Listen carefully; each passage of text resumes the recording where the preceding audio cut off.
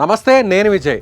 ఏపీలో ఇప్పుడు ప్రభుత్వం ఒక్కొక్క నిర్ణయాన్ని తీసుకుంటుంది, ఒక సంచలనమైనటువంటి నిర్ణయం తీసుకుంటుంది. ముఖ్యంగా పరిపాలన ప్రజలకు దగ్గరగా ఉండే విధంగా కూడా, క్షేత్రస్థాయిలో అమలయ్యే విధంగా కూడా ముఖ్యమంత్రి చంద్రబాబు నాయుడు గారు జాగ్రత్తలు తీసుకుంటున్నారు. అయితే ప్రభుత్వం అనుసరిస్తున్నటువంటి విధానాల మీద ప్రజల రియాక్షన్ తెలుసుకునేటువంటి ప్రయత్నంలో భాగంగా ఆయన ఒక కొత్త కార్యక్రమానికి శ్రీకారం చుట్టారు. దానికి సంబంధించి కూడా నిన్న అసెంబ్లీలో కూడా ఒక స్టేట్మెంట్ కూడా ఆయన ఇచ్చారు.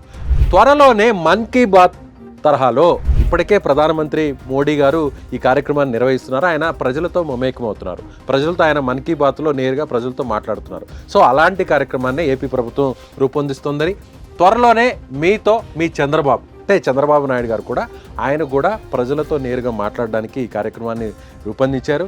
1995 నుంచి 2004 వరకు కూడా ఆయన ముఖ్యమంత్రిగా గతంలో పనిచేసిన టైంలో ఆ 9 ఏళ్ల పరిపాలనలో కూడా ఆయన ముఖ్యమంత్రిగా ఉన్నప్పుడు డైలీ యువర్ సీఎం అనేటువంటి కార్యక్రమాన్ని రూపొందించారు. నేరుగా ఫోన్ కాల్ ద్వారా ముఖ్యమంత్రి కాల్ చేయొచ్చు, ముఖ్యమంత్రి నేరుగా ఆ ఫోన్ కాల్ ద్వారా వారికి సమాధానం ఇస్తూ వచ్చారు గతంలో.